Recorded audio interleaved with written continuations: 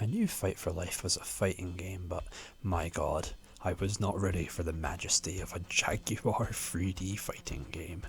The chug-ass guitars in the intro hit so hard with these stilted, chubby action figures staring each other down like they're vying for the last slice of pizza. This opening theme's got vocals too, goddamn. Music's kinda wild.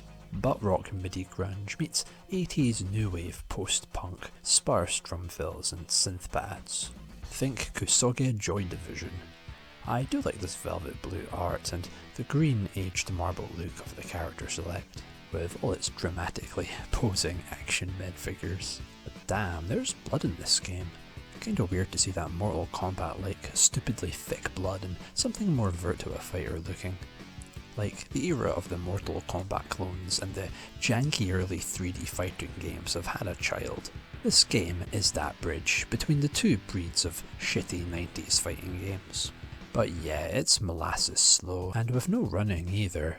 Some of the basic moves give you more forward momentum, but just getting in punching range is a task. So yeah, I guess just keep spamming and going for the ring outs is the best strat I found, as trying to drain the health bar is really slow, and it also only shows up when you take damage, which is very dumb, and I don't understand, but I respect it immensely.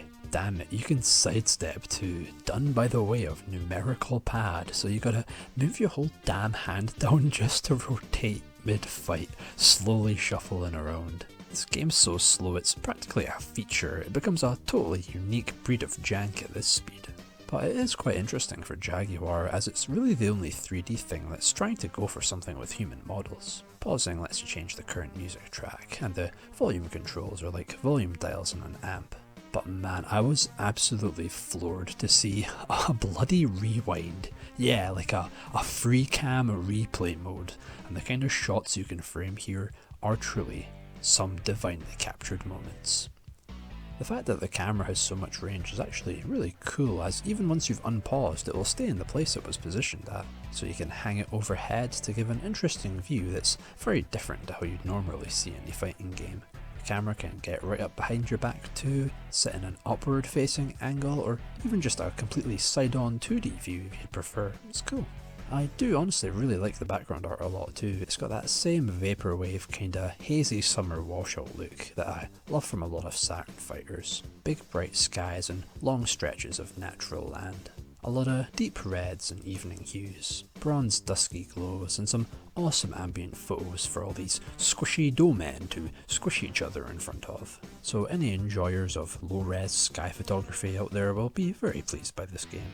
Chessboard ass looking stages too. I'm a huge fan of checkerboard aesthetics, and these colour combos rock, like you're fighting on a big carpet in the sky. The models' faces look extremely flat, almost pan-smooshed, but in all fairness their animations are pretty smooth. The level codes however are just a little too long, but this is also how you cheat in the game, with your usual play as the final boss type cheats, nothing too crazy. Said final boss is this court jester ass looking ass. This stage is like these hellish mountains lit from below under a dark purple sky. But yeah, Junior's the same as all the other characters, just force him to the ring out with the fast punches. After winning though, it's just one very jarring text box and then damn, you're fighting the devil himself. I told you before, life is not easy, try again. well shit. And the end screen is just damn, that's some evil shit right there. This art is so out of place, man, like what's up with it? I guess the plot is that all these people are fighting to reach the devil and then kill the devil and get their lives back because they all died and are now stuck in hell, hence fight for life. But yeah, it just plays like butter that you left in the freezer. Like there's random kicks and shit mapped to the top 3 number pad buttons, but there is this really cool mechanic though during arcade mode, where you gain the special moves from the characters you've beaten. But the thing is, I don't think I've actually managed to pull off any moves at all besides the very basics, and I really wanted to see what these models are capable of, yeah, but sorry, no special moves from me.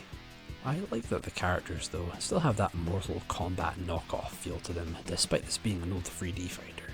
I love Ian with his constipation stance and army shirt, and Jenny's built different, like a fucking Skeletor with boobs. and Mr. G is just some bogster who loves like mustard gold clothing. The stupid ass little jigs and voice lines the characters bust out when they win is just the fucking best too. So yes, Fight for Life is a shitty fighting game, but it's a very special kind of crap that I love. It's a slugfest, but again, that's kind of the appeal here. Another big dumb punch up, but it's genuinely an interesting game in many ways. Even if it falls short, it's still a very ambitious game and it should be praised for that at least. After all, this was the very last game on Jaguar headed by Atari themselves.